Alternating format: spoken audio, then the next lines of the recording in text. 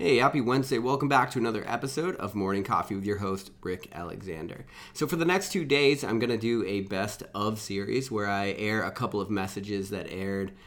This first one was about 6 months ago, I think. And it just has a message that I think is really important. And as the audience grows, I want to, when I get a chance, fill people in on what my worldview is and how I look at things. And today I think this is a perfect one. This one's called Masterpiece, and it holds a lot of information about ways that I sort of look at the world. And all of the information that comes out of this was definitely born of me really going through real world experiences and really working with different things that actually changed my life. And so anything that I say in these episodes is always based off my real world experience. But anyway, this is a best of. This one was called Masterpiece. It originally aired back on episode 120.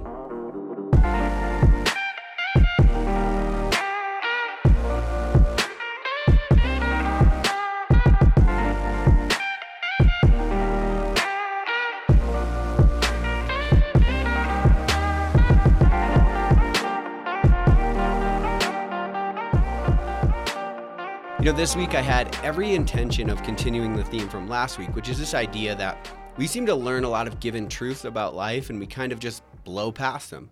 Like, we know they're true, but they get so propagated and repeated that they lose the ability to actually impact our life. And while I will visit this idea of cliches in the future, I was sort of struck by inspiration this weekend, and I've got a few things on my mind that I'd like to talk about.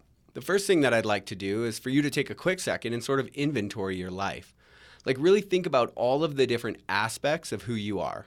Your hopes and dreams, your failures and insecurities, your relationships and hobbies, even the work that you do. Some things have worked out spectacularly according to plan. When we set a goal and achieve that goal, it's truly an incredible feeling. There's pride, self-confidence, and empowerment that comes with knowing you can do what you set out to do or what you set your mind on. Similarly, that feeling is further intensified when we've been told or made to feel like we aren't capable of that thing. The reason that feels so damn good is because it's sort of like a validation for your ego. The part of you that not only wants to be better than others, but like truly better than yourself. It's like a moment of your ego proving its worth. And to be honest, I don't necessarily mean that pejoratively. Like, it's incredible what a human being can accomplish when there's cohesion between their motivation and their effort. And then your mind and your body work together to bring your dreams into reality. It truly is a beautiful thing. So first, think about the successes you've had and enjoyed. Regardless of how bad you might get down on yourself from time to time, give yourself a second to reflect on those moments and all that you've done. Got it? Okay, good. Now I want you to think about what's gone wrong. All of the misadventures and misgivings, the time where what you wanted to say came out totally wrong, times where you've been rejected or denied, when you've hit roadblocks and you just couldn't seem to overcome them. Think about those moments of crushing defeat or failure and really how they made you feel. Chances are that you got down on yourself or you decided to carry those failures around with you. Or maybe you've been bullied or belittled for certain things and you just can't seem to let go of what you've been called or the labels that you've picked up and adopted. And then think about how much those times have really infected your internal monologue. Like the things that you say to yourself about who you are and what you've done and what you're capable of doing. Okay, now, lastly, what I want you to do is to recognize that you've given both of these thought processes far too much credit.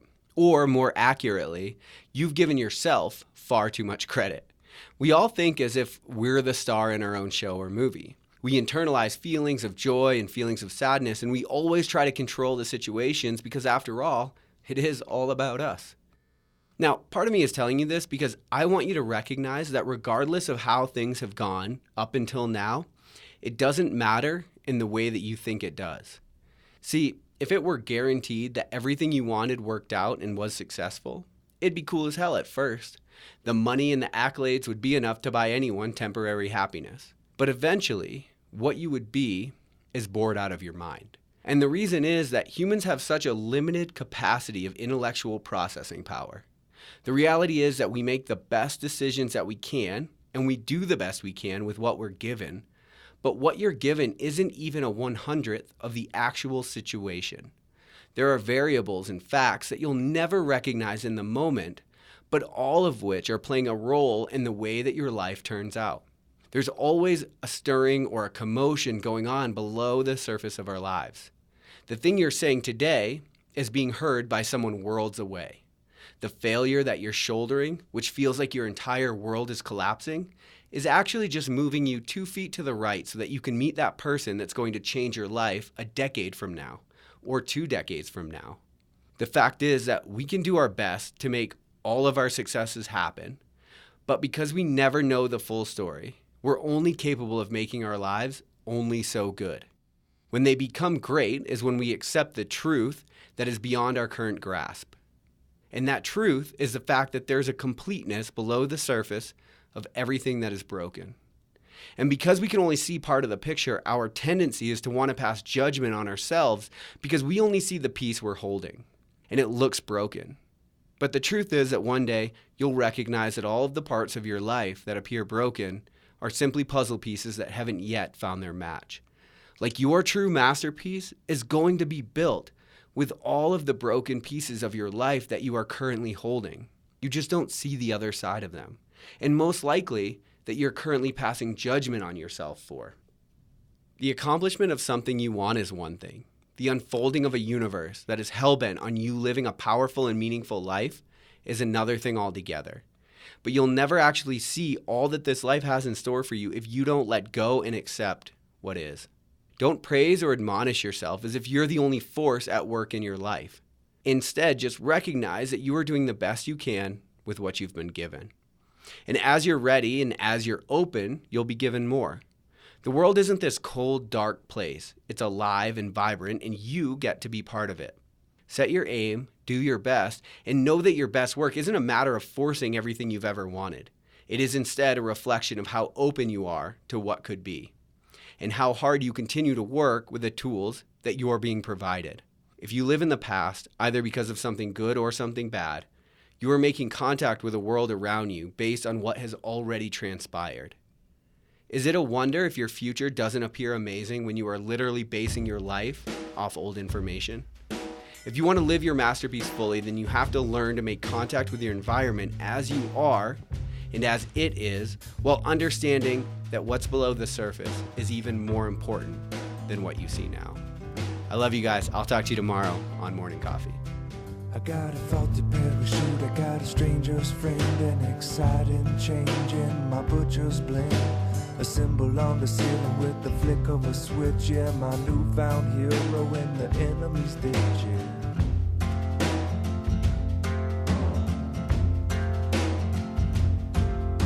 Well, something was left in the room, and now that it's gone, well, of course we assume somebody else needed something so bad, they took everything somebody had.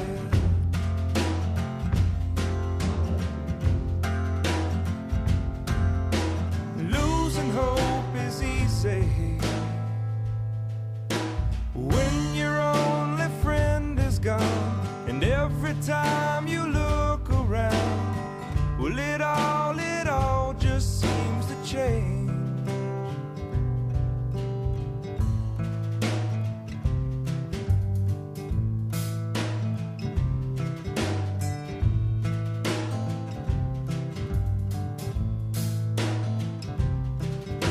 The mark was left, man, it's never the same. Next time that you shoot, make sure that you aim. Open windows with passing cars, a brand new night with the same old stars.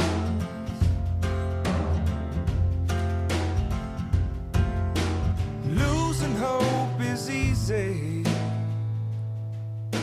when your only friend is gone, and every time you look around, well, it all just seems to change.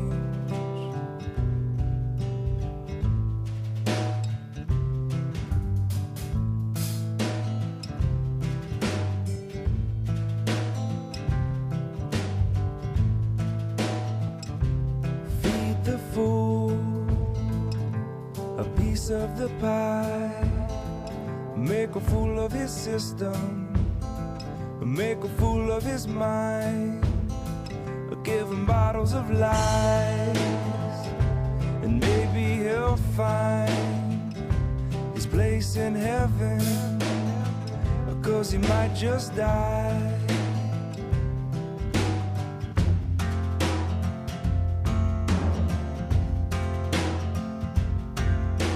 Losing hope is easy when your only friend is gone, and every time you look around, well, it all just seems to change. But hanging on is easy when you've got a friend to call, when nothing's making sense at all. You're not the only one who's afraid of change.